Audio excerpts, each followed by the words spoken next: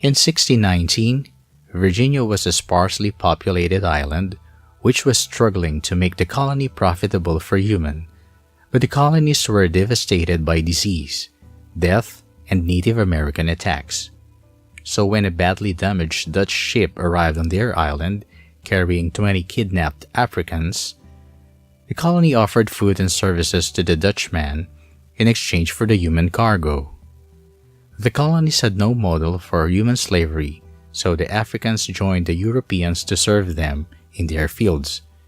In exchange for 7 years of hard labor, they would be earning land and food. The colonies prospered and their exports grew more profitable. The colonies were more reluctant to lose their labor. Africans here were not subject to English common law, but they were workers without rights. In 1641, when slavery was legalized, situations became worse, and the law said that Africans became personal property and could be owner for life. Slavery became so profitable in the colonies that in 1660, King Charles II established a company named the Royal African Company to import Africans for slavery. They were referred to as black gold, who were imported from Africa to America. America relied on its own internal slave trade when the British outlawed slavery in 1807. By 1860, there were more than 1 million slaves being moved and sold within the colonies. The traders marched as slaves from the East Coast to the southern plantations. On the way, the slaves were treated like animals and herded in warehouses and yards. The traders wanted a self-reproducing labor force, and the labels they used reflected the degradation of slavery. They were sold in the auction, where women were further sold into prostitution or as mistresses to their masters. The enslaved population was controlled by legal authorized violence, whippings, and public beatings. But slavery always had its critics in America. As the slave trade grew, so did the opposition, and eventually, America became a country divided against itself. The black population. Within 100 years, around 25,000 black slaves occupied the colonies of North America, constituting about 10% of the total population. Most of the slaves were directly brought from Africa, while some of them were brought from the West Indies, who had already been working in the island for some time, and many of them were born in North America. Laws had defined their status clearly. They were slaves till they died, and the children of the female slaves were also bound to their masters. They could be freely sold or given freedom, and many tried to run away using the Underground Railway. For the owners, they were merely herds of animals. The number of slaves that were imported from Africa was highest between 1660 and 1700, when more and more white settlers cleared land for agriculture and plantations. The demand for slaves from West Indies reduced as they were more expensive, hard to get, or their strengths were destroyed because of the hardships from working on the sugar plantations. In the end of 17th century, the British removed many taxes and royal monopolies from America, which made it easier for America to trade for slaves. Healthier and physically stronger African slaves were now available at cheaper prices. For the next 150 years, between the 1700 to 1859, most of the slaves brought to North America came straight from Africa in massive shipments to fulfill the needs of the required labor as the Americans were expanding their farms and plantations in the South and were heading their way to South Carolina, Virginia, and Spanish Louisiana or French. The northern colonies were much more developed, residential and industrialized communities, and they were more dependent on economy rather than farming. Hence, they did not buy or import any slaves from Africa. There was a very small group of black who occupied that area, and it remained the same for a long time. But the bigger cities like Boston, New York, and Philadelphia had huge colonies of black population. Some were free and some were slaves. They continued to occupy these cities during the time of colonies as well as after America gained its freedom. During 1750s, there were more American-born slaves of African origin than African-born slaves. When the period for the American Revolution was near, slavery also became less and most of the states in North stopped and forbid slavery. The states of the South, like Virginia, however, had so many locally born, self-sustaining slaves that they did not require to import any slaves from Africa. They continued to have slaves though. South Carolina and Georgia in the South continued to import slaves for many more years till 1808. A few states imported so many black slaves that the blacks outnumbered the white people by 3-1 in South Carolina, whereas although Virginia had many slaves, the whites continued to dominate the population. By the 18th century, South Carolina looked much more like extended colony of West Africa than of British. In 1808, slave importing had stopped and the new American laws prohibited Americans from partaking in slavery completely. Yet till late 1859, there were many ships which illegally shipped slaves from Africa. Gradually, the free blacks started to occupy cities beside the Atlantic coast from Charleston to Boston. Most of the slaves lived towards the south in the rice and tobacco plantations. They were clustered into groups of 20 and more in one room, while the slaves who lived in the towns and cities were better advantaged than them.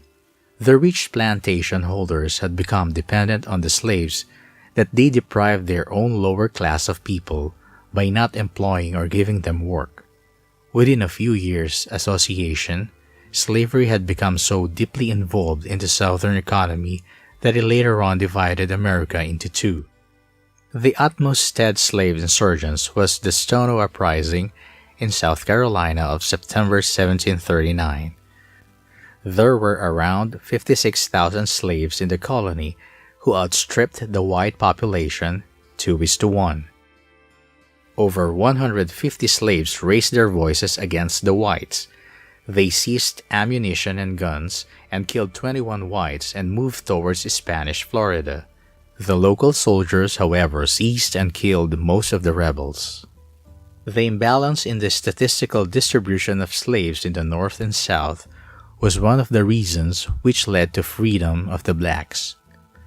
The northern part of America only had about 2% of blacks as slaves who were personal servants, whereas there were 25% of slaves who worked in the plantations in the southern parts of America.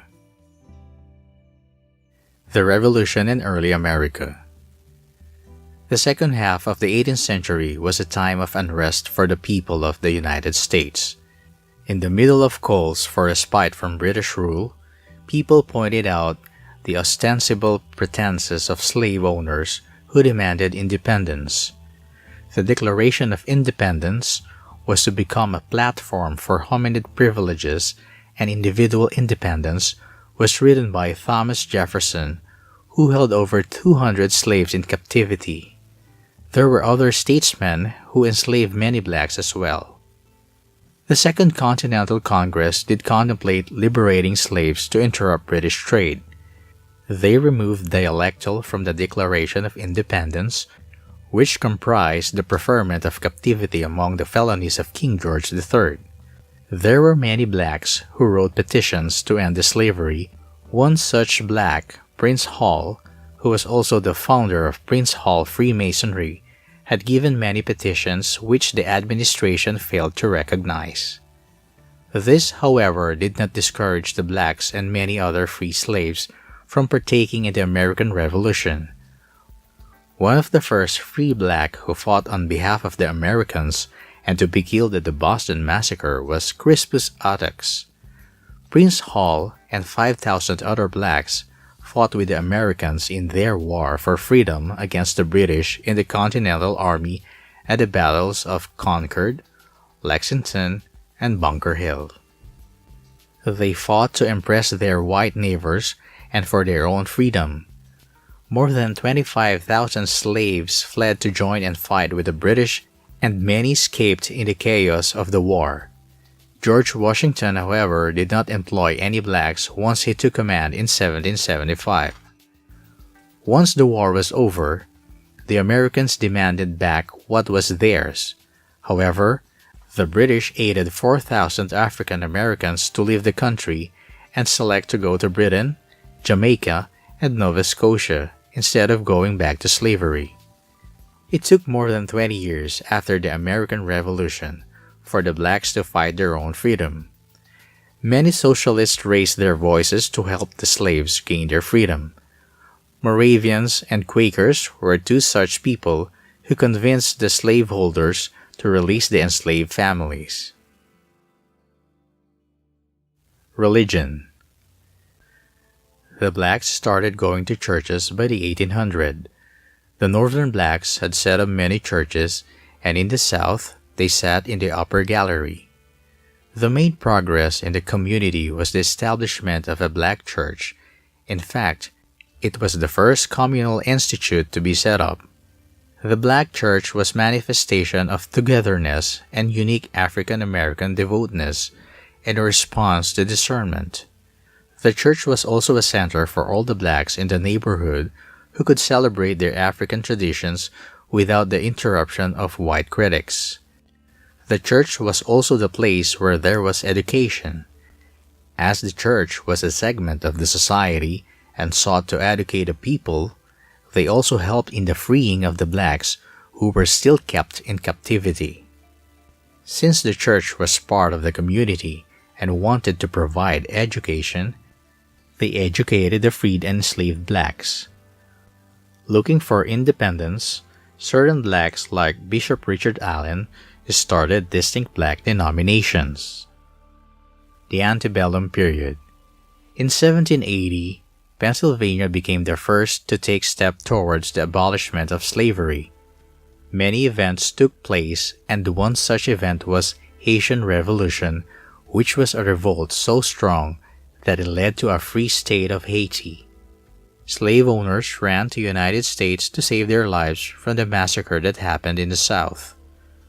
With the creation of cotton gin in 1790, cotton could be cultivated deep in the South, where the weather was suitable and the ground was fertile.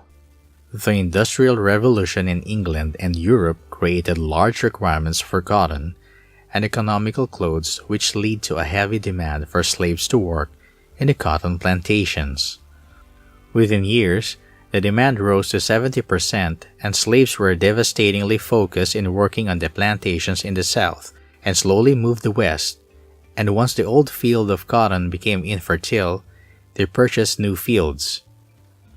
On the request of President Thomas Jefferson, international slave trade was abolished by the Congress in 1807. The American blacks rejoiced the moment of their victory against the slavery and prohibition on demand for slaves. The Upper South was undergoing changes in their ways of agriculture, and they were no longer having tobacco plantations, instead moved to mixed farming, which did not require much slaves. These slaves were sold to the buyers in the South, who were developing cotton plantations. According to Fugitive Slave Act of 1793, all the blacks were considered runaways unless a white affirmed on their behalf. Many free blacks and children were abducted and sold as slaves without any hopes of them being rescued. In 1819, there were 11 slave states and 11 free states that augmented sectionalism. The Congress feared the inequity, and which is why there was the Missouri Compromise in 1820, which stated that all the states would be admitted in the Union in pairs of one free and one slave. Abolitionism. Following the example of a Swedish monarch, King Charles I had passed a law in 1542 which could have abolished slavery in the colonies. Since it was not passed in all the colonies, it was not enforced.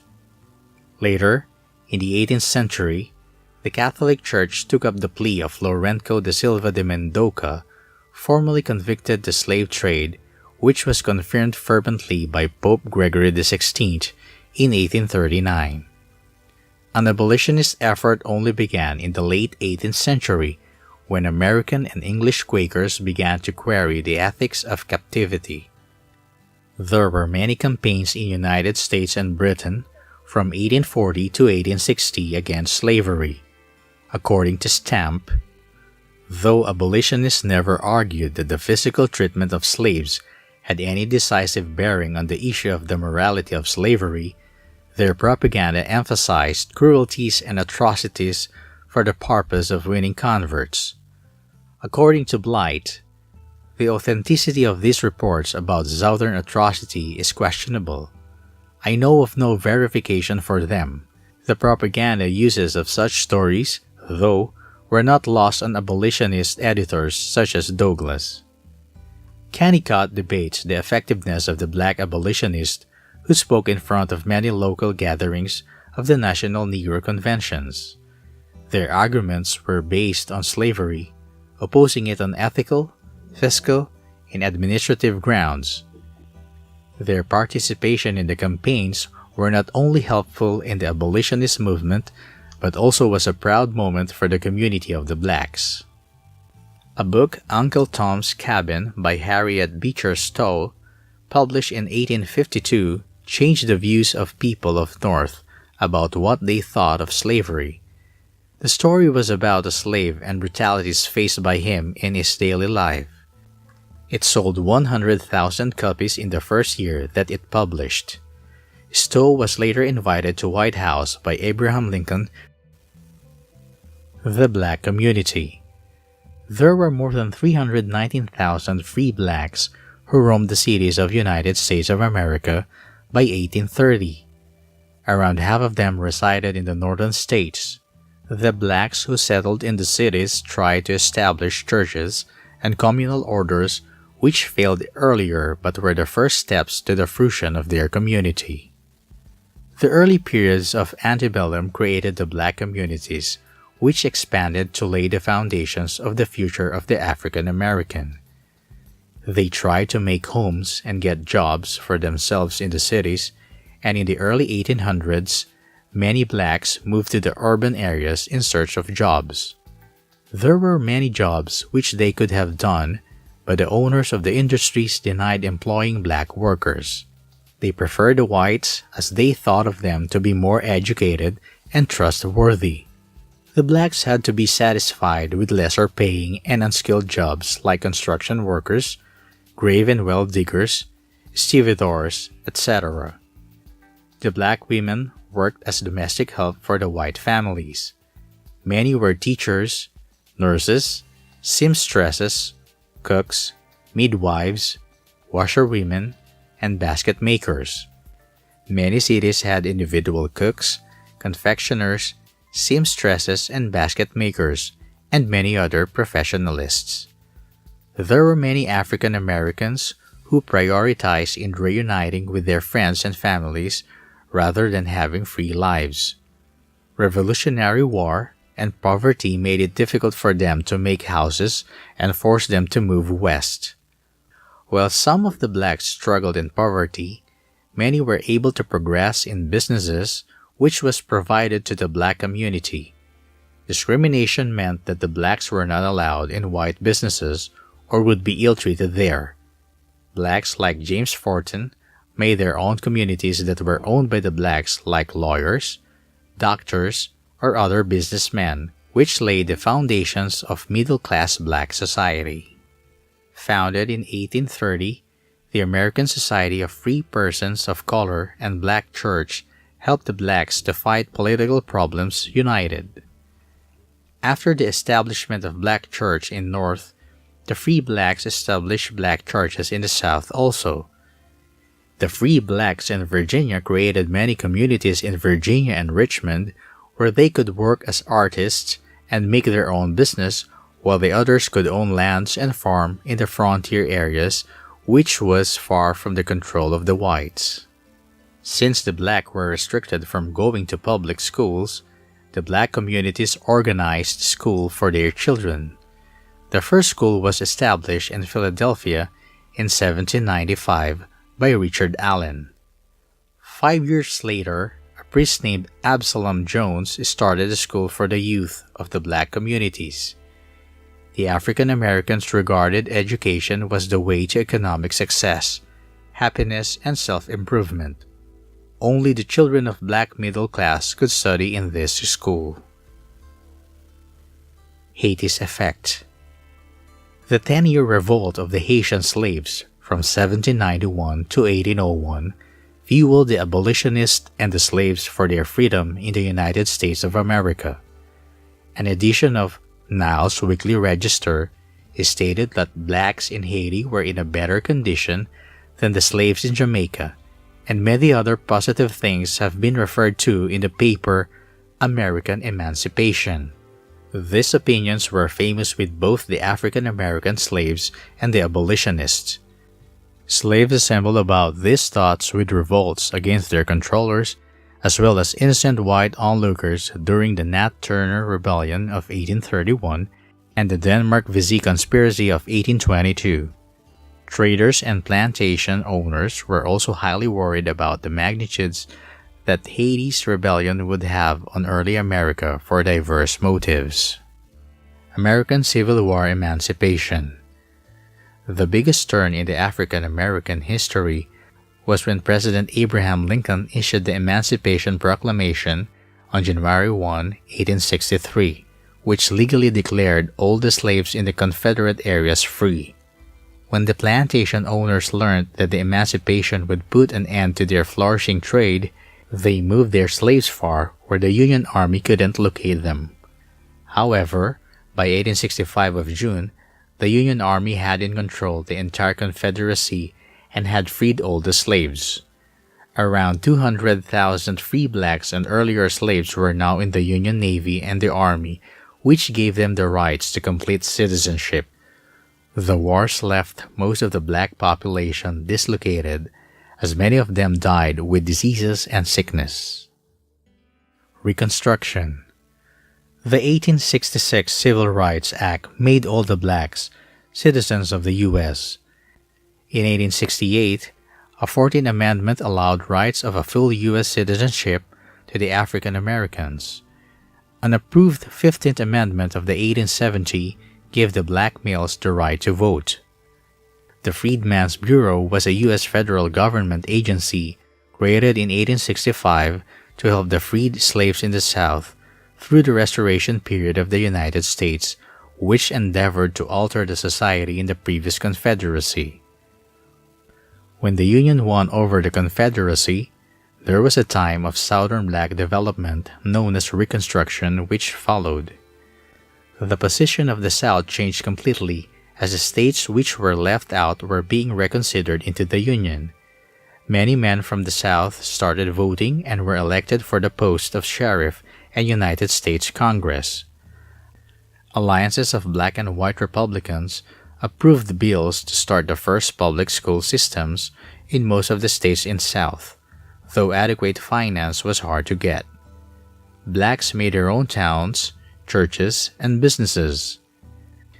Thousands traveled to Mississippi to try their luck and own land for themselves, as most of the land was not developed. By the end of the 19th century, 2/3 of the agriculturalists who possessed plots in the Mississippi Delta bottomlands were black. In 1870, Hiram Revels was the first African American to become senator in the U.S. Congress. Other African Americans soon followed, and there were blacks in Congress from Alabama, South Carolina, Mississippi, and Georgia. The new representatives sustained the Republicans and strained to bring additional developments in the lives of African Americans. Revels and the others agreed that whites might have felt vulnerable by the African American congressmen. Revels stated, "The white race has no better friend than I. I am true to my own race. I wish to see all done that can be done, to assist in acquiring property, in becoming intelligent, enlightened citizens, but at the same time, I would not have anything done which would harm the white race." Many activists disagree to the fact that the process of identity formation of the African American was accelerated, as even though the slaves were declared free, there were many rules and regulations which refrained them from living in equality with the whites. Therefore, thousands of blacks left their homes in the North and moved to the South, where they print newspapers, built schools, and opened small businesses. Many women and men joined as teachers, who were sponsored by many societies, and many came as religious missionaries too. Hundreds of soldiers also came back once the war was over. Jim Crow, disfranchisement and challenges. From 1876 and 1965, there were local and state laws of Jim Crow which enacted in the United States. They instructed de jure separation in all civic amenities with an allegedly separate but equal position for the black Americans. In authenticity, this action and adjustments were frequently mediocre to those made for white Americans, classifying many financial, learning, and communal drawbacks.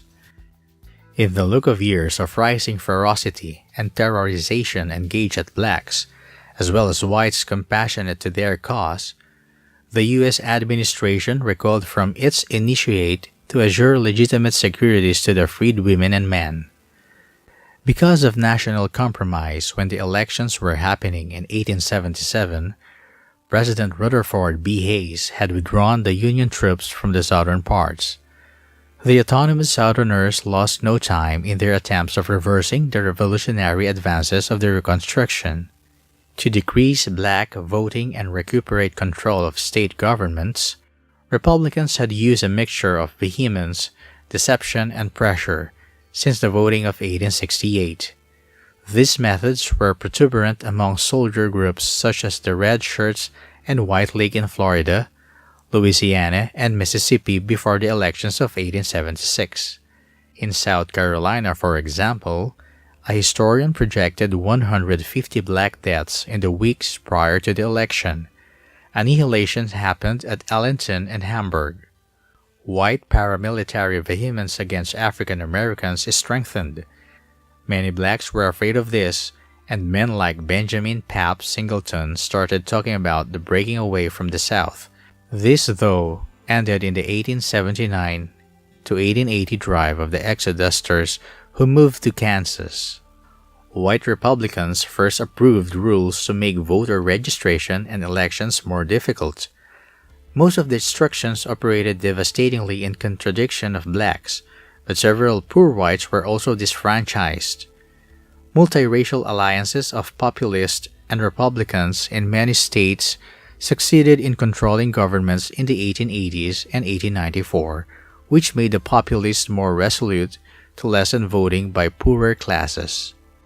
When Democrats seized control of Tennessee in 1888, they approved the rules creating complex voter registration procedures and finished the most reasonable political state in the South.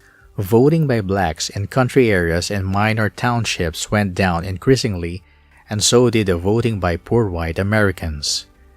Beginning with Mississippi and concluding with Georgia from 1890 to 1908, from the 11 southern states, 10 of them accepted new alterations which efficiently disfranchised or took away the voting rights most poor whites and blacks. A mix of literacy tests and poll taxes were cleverly used for the voters' registration, which automatically reduced the black voting crowd, and in some places, it was zero. As a result, in the South, power was concentrated under one Democratic Party. The party centered as a private club and held elections where only whites could vote, shutting the blacks completely. Though African Americans immediately began lawsuits to encounter such situations, early court judgments at the national and state level went in contradiction of them. The whites wanted to return the blacks to their slavery and passed new laws to isolate society along racial lines.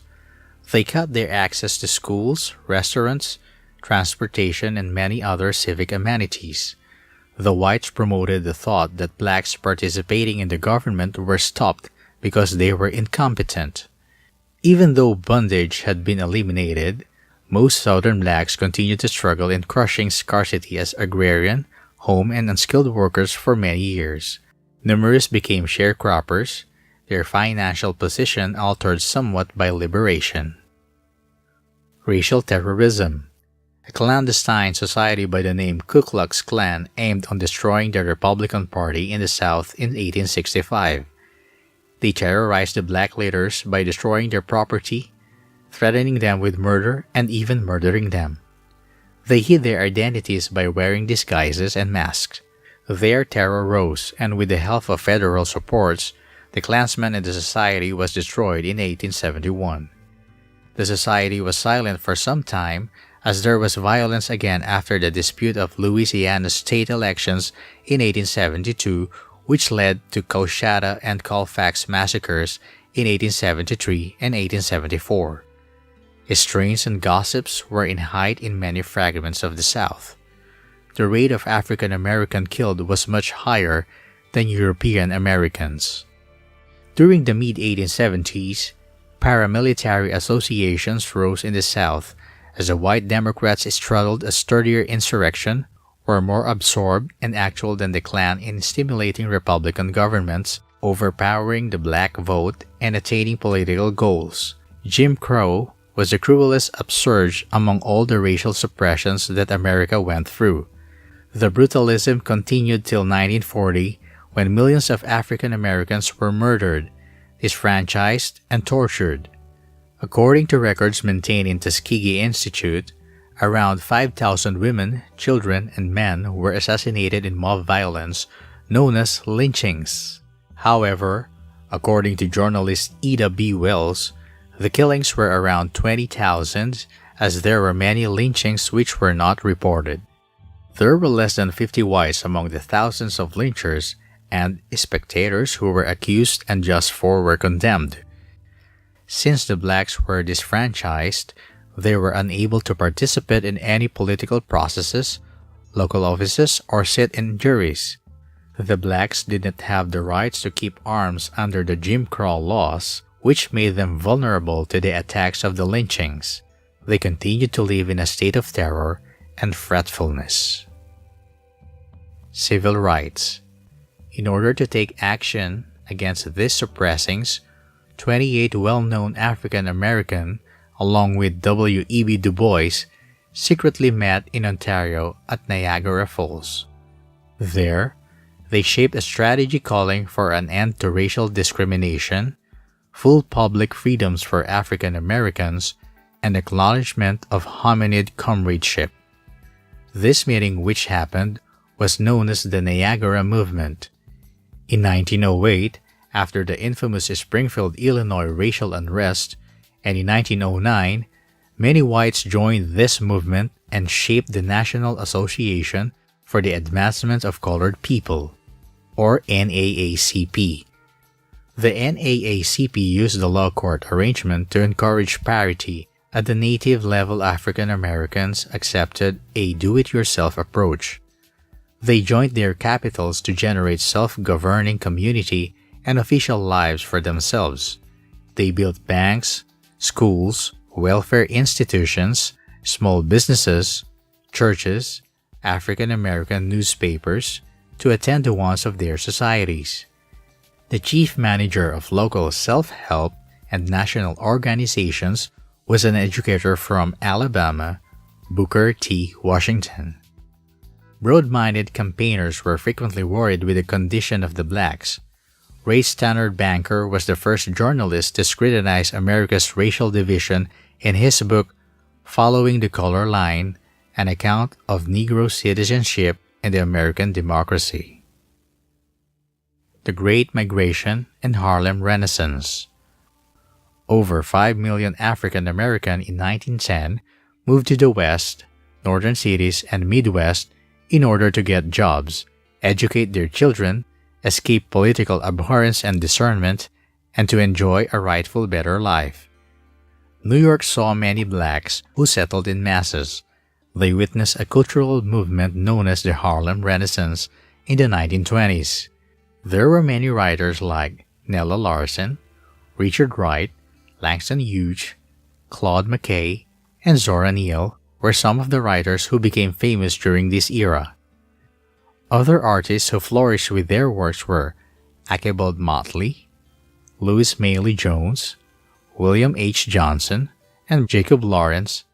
There were many theorists who embraced negritude or blackness.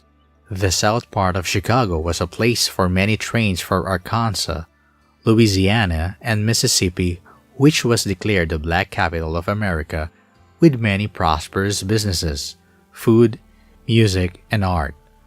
There was a complete new group of strong African American politicians and association who came up. The NAACP gained strong and powerful members who always had anti-lynching campaigns and fought for the blacks. Business. Africans were forcibly brought to America for work, so when later they started getting their freedom, they started their own small businesses as small traders and hawkers. Some of the blacks started work even while they were working under tradesmen as slaves. The civil rights and emancipation permitted the businessman to operate within America legally, and many small businesses grew speedily. Jim Crow system fueled this movement more, and there were big communities of black which established business. There were thousands of small businesses which flourished by 1920, and most of them being insurance companies. The black communities faced a major setback in the Great Depression of 1929 to 1939. Most of the businesses closed down and many became unemployed. There were many federal programs later in the 1970s which helped in promoting smaller business activities and helped them financially. World War I. During the World War I, the forces of the United States remained separate. There were many African Americans who enrolled for the war. By November of 1918, more than 350,000 African Americans had worked on the Western Front with the American forces. Most of the units were in lower roles and did not come face to face with war. Still, they played a small role in the efforts of America's war. Later, 4 of the African American units were merged with the French units as 3 years of the Long War left the French army torn apart and in need of men. 369th Infantry Regiment was one of the distinguished units who fought bravely in the front lines for around 6 months. They were also known as the Harlem Hellfighters. 171 members of the regiment were awarded the Legion of Merit. Corporal Freddie Stowers of the 371st Infantry Regiment was the only African American to be honored with the Medal of Honor 73 years after his death. New Deal. There were many relief agencies started especially for the blacks, which made sure that they actually helped them. Associations like FERA, WPA, and CCC did much for the locals and hosted many relief programs. The WPA employed over 2 million laborers, and all the races were given the same wages and did not have any differentiation in the working conditions. Harold Ickes, who was a civil rights activist, headed a federal agency by the name of Public Works Administration, which set reservations for private companies who hired unskilled and skilled black labor in various construction projects through them. The effect was that the black who never got a chance to vote were now in favorable position, and they grabbed this opportunity to work with the new federal organizations as administrators and social workers. Activists necessitated a federal anti-lynching bill, but President Roosevelt knew it would never pass Congress, rather would ruin his New Deal coalition. Second Great Migration. More than 5 million African Americans of South migrated to other parts of the United States of America, which included Oakland, California, and Los Angeles. This was the Second Great Migration, which began in 1941 and lasted till 1970. There were many skilled jobs available as now the blacks were better educated and skilled. By the time Second Great Migration came to an end, the African American had become a developed population and with more than 80% living in cities. Many remained in the South, while some of them were living in the north central states, northeast, and west. Civil Rights Movement. Many civil rights groups like Southern Christian Leadership Conference or SCLC held across the South with strategies like boycotts, freedom rides, voter registration camps, and many peaceful actions like pickets, sit-ins, and marches on problems on voting rights and equal amenities. The Southern whites fought back, but the law enforcers replied back with fire horses, attack dogs, batons, mass arrests, and electric cattle prods. The highest point of the civil rights movement was the March in Washington for Jobs and Freedom in 1963, for which more than 250,000 gathered on the grounds of National Mall and Lincoln Memorial in Washington, D.C. to speak against the continued racial violence and police brutality in the South, equal access in public accommodations and education, equality in employment.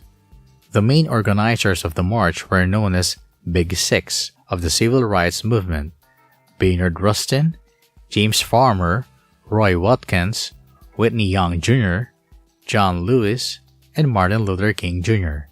An active member behind the scenes was the head of National Council of Negro Women, Dorothy Height.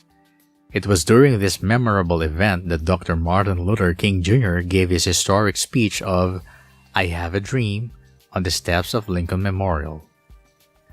The Birmingham's Children's Crusade of 1963 and this march with many other events pressurized the Presidents John F. Kennedy and Lyndon B. Johnson that concluded in the passage the Civil Rights Act of 1964, which forbid discernment in employment, public accommodations, and labor unions.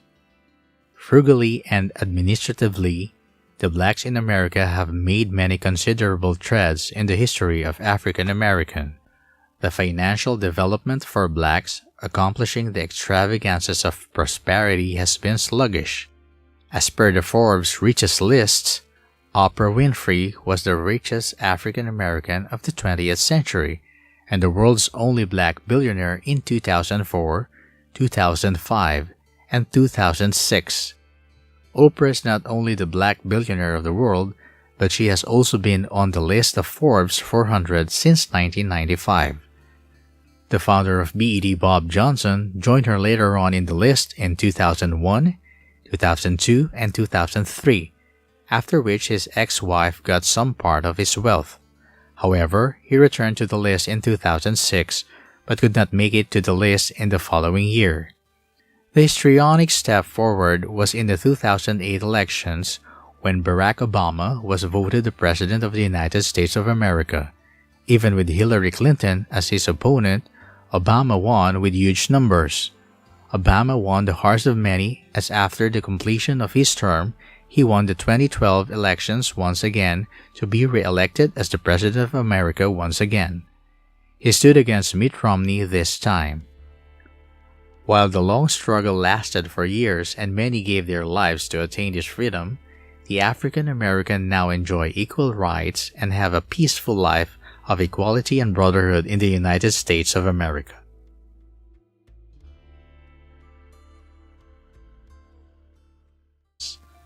For the next 150 years, between the 1700 to 1859, most of the slaves brought to North America came straight from Africa in massive shipments to fulfill the needs of the required labor as the Americans were expanding their farms and plantations in the South and were heading their way to South Carolina, Virginia, and Spanish Louisiana or French. The northern colonies were much more developed, residential and industrialized communities, and they were more dependent on economy rather than farming.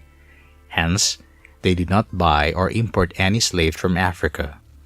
There was a very small group of black who occupied that area, and it remained the same for a long time. But the bigger cities like Boston, New York, and Philadelphia had huge colonies of black population. Some were free and some were slaves. They continued to occupy these cities during the time of colonies, as well as after America gained its freedom. During 1750s, there were more American-born slaves of African origin than African-born slaves. When the period for the American Revolution was near, slavery also became less and most of the states in North stop and forbid slavery.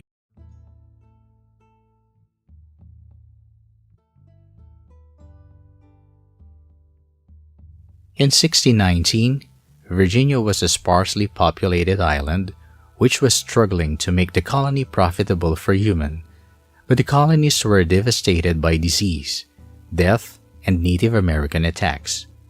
So when a badly damaged Dutch ship arrived on their island, carrying 20 kidnapped Africans, the colony offered food and services to the Dutchman in exchange for the human cargo. The colonies had no model for human slavery, so the Africans joined the Europeans to serve them in their fields. In exchange for 7 years of hard labor, they would be earning land and food. The colonies prospered and their exports grew more profitable. The colonies were more reluctant to lose their labor. Africans here were not subject to English common law, but they were workers without rights. In 1641, when slavery was legalized, situations became worse and the law said that Africans became personal property and could be owner for life. Slavery became so profitable in the colonies that in 1660, King Charles occupied the colonies of North America, constituting about 10% of the total population. Most of the slaves were directly brought from Africa, while some of them were brought from the West Indies, who had already been working in the island for some time, and many of them were born in North America. Laws had defined their status clearly. They were slaves till they died, and the children of the female slaves were also bound to their masters. They could be freely sold or given freedom, and many tried to run away using the Underground Railway. For the owners, they were merely herds of animals. The number of slaves that were imported from Africa was highest between 1660 and 1700, when more and more white settlers cleared land for agriculture and plantations. The demand for slaves from West Indies reduced as they were more expensive, hard to get, or their strengths were destroyed because of the hardships from working on the sugar plantations. In the end of 17th century, the British removed many taxes and royal monopolies from America, which made it easier for America to trade for slaves. Healthier and physically stronger African slaves were now available at cheaper prices. The second established a company named the Royal African Company to import Africans for slavery. They were referred to as black gold, who were imported from Africa to America. America relied on its own internal slave trade when the British outlawed slavery in 1807. By 1860, there were more than 1 million slaves being moved and sold within the colonies. The traders marched as slaves from the East Coast to the southern plantations. On the way, the slaves were treated like animals and herded in warehouses and yards. The traders wanted a self-reproducing labor force, and the labels they used reflected the degradation of slavery. They were sold in the auction, where women were further sold into prostitution or as mistresses to their masters. The enslaved population was controlled by legal authorized violence, whippings, and public beatings. But slavery always had its critics in America. As the slave trade grew, so did the opposition, and eventually, America became a country divided against itself. The black population. Within 100 years, around 25,000 black slaves. The states of the South, like Virginia, however, had so many locally born, self-sustaining slaves that they did not require to import any slaves from Africa. They continued to have slaves though. South Carolina and Georgia in the South continued to import slaves for many more years till 1808. A few states imported so many black slaves that the blacks outnumbered the white people by 3 to 1 in South Carolina, whereas although Virginia had many slaves, the whites continued to dominate the population. By the 18th century, South Carolina looked much more like extended colony of West Africa than of British. In 1808, slave importing had stopped and the new American laws prohibited Americans from partaking in slavery completely. Yet till late 1859, there were many ships which illegally shipped slaves from Africa. Gradually, the free blacks started to occupy cities beside the Atlantic coast from Charleston to Boston. Most of the slaves lived towards the south in the rice and tobacco plantations. They were clustered into groups of 20 and more in one room, while the slaves who lived in the towns and cities were better advantaged than